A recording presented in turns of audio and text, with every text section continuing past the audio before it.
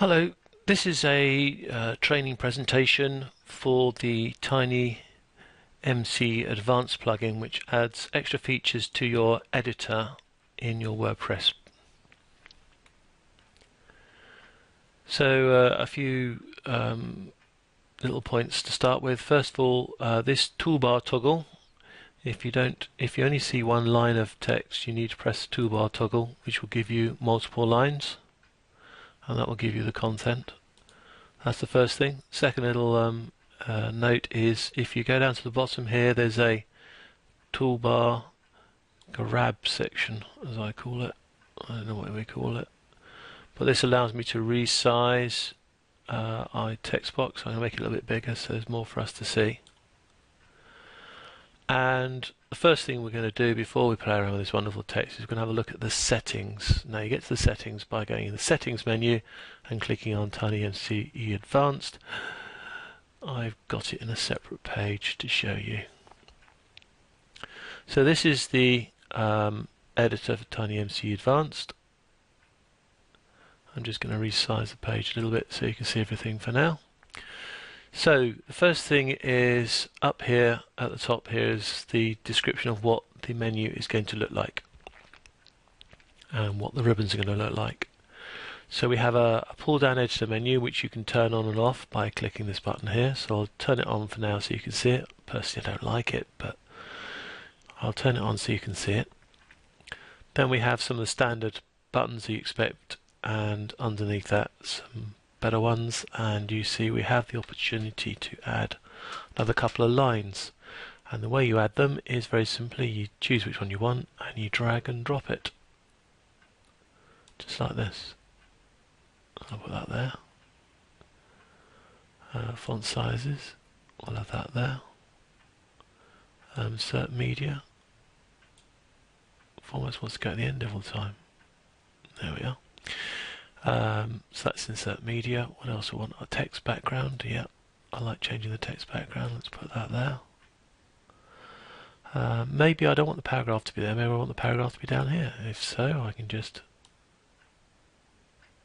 drag it around. Okay. Smiley faces, emotions. That is not in the standard. Horizontal rule I quite often use as well. I'm going to put that up there.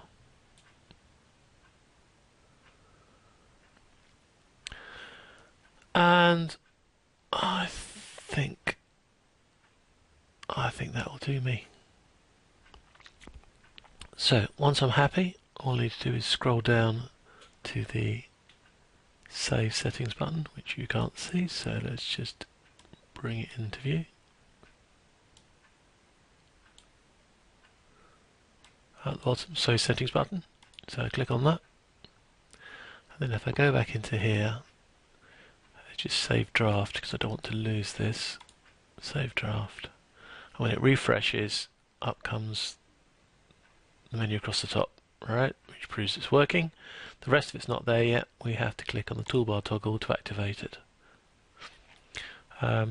Once the toolbar toggle has been clicked on, the system tends to remember you've clicked on it and leaves you everything else there. So now we have lots more controls to play around with. So we can see that's heading 1 because it's changed. As you see, when I click on different text, it tells me there what it is. I'm going to change that from heading 2 to heading 3. I just choose it, and there we are, it's done. If I want to change the font family, don't play around with the fonts too much, but if you want to, then these are the fonts that I've got available on my setup at the moment. I can change the size as well. Oh, it was 36.1. The formats are the standard headings, blocks, alignment, which is the same as there.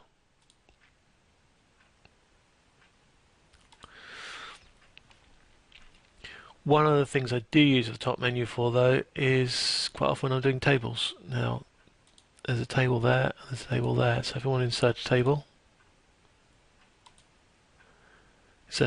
you then draw how many columns and things, which I like.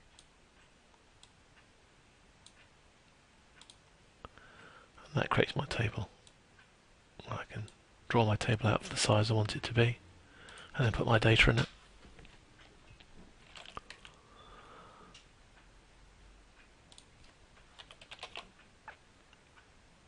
You see it's trying to organise itself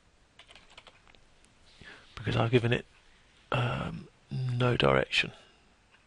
If I want to though, I got here cell, table cell properties, splitter cell, table cell properties. I can set the width of it by pixels.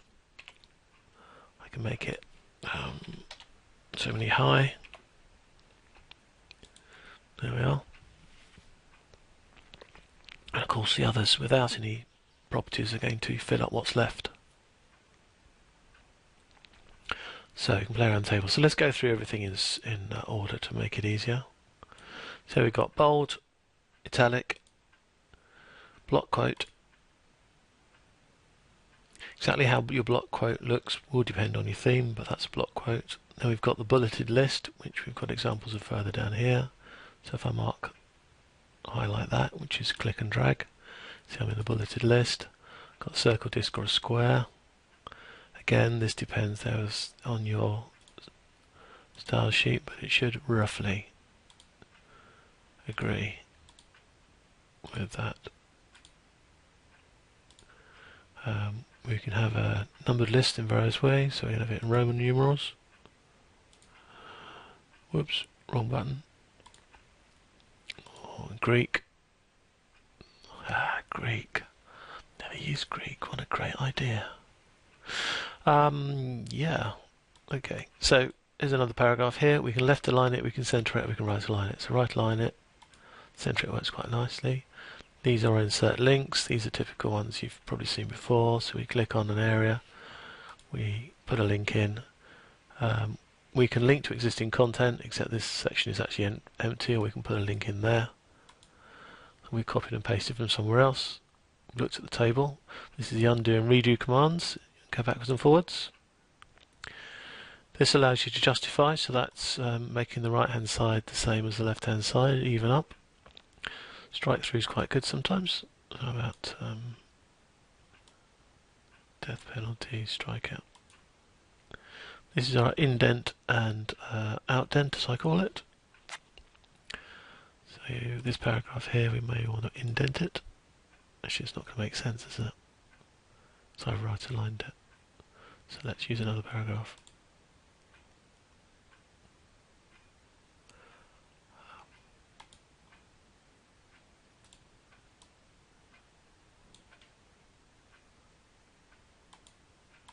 It's not working. It's not working, John. Why isn't it working? I can't remember. There's a very clever reason why it's not working. It's got to do with the fact that it's not. That's it.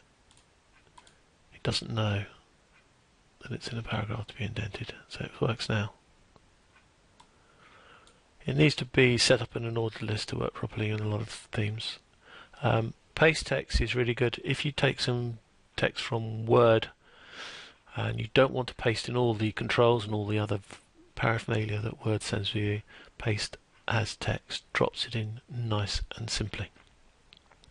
This allows you to clear formatting, so if you want to undo the mess that I've just made, you can go clear formatting and it will just reduce it back to normal.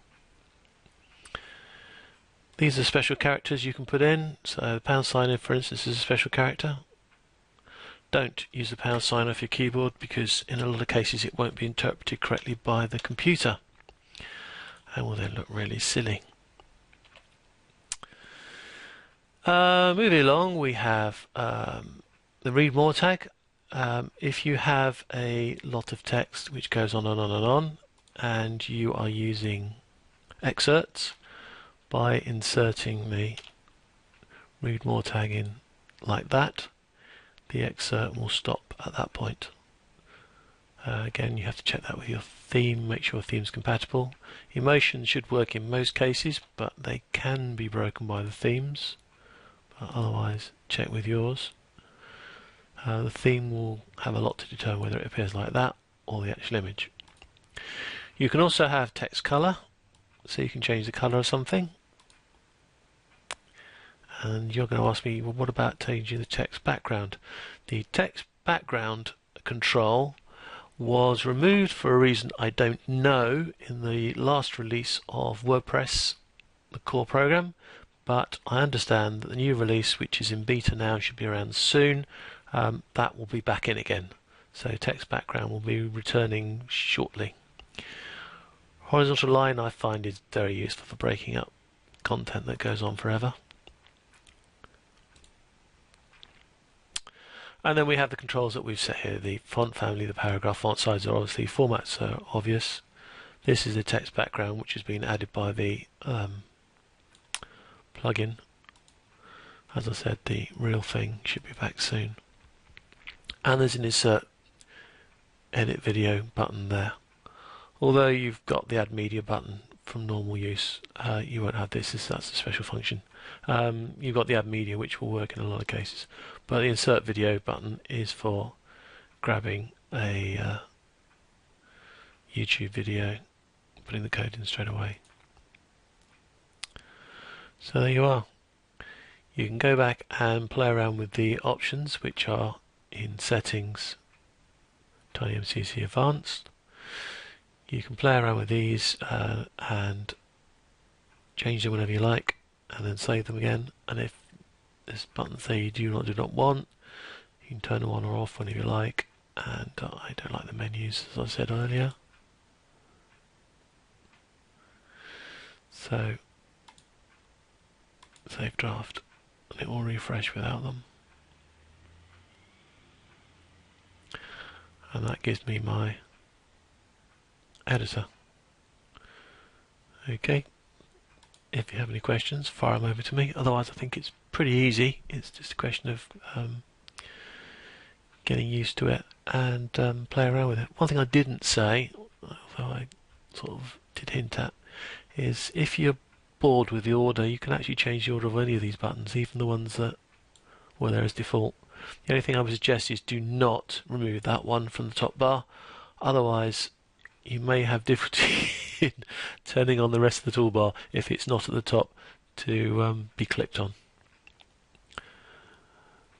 If it all goes completely wrong, there is a restore default settings button at the bottom, and from an admin point of view, we can actually export the settings. So once you've set this up for your site, we can actually export the settings, and if we have to install your site somewhere else, we can take it with you, which is fantastic. I like those sort of things. But if it all goes wrong, you can hit restore default settings and start again. Don't forget to click on save the changes. Thank you very much for watching.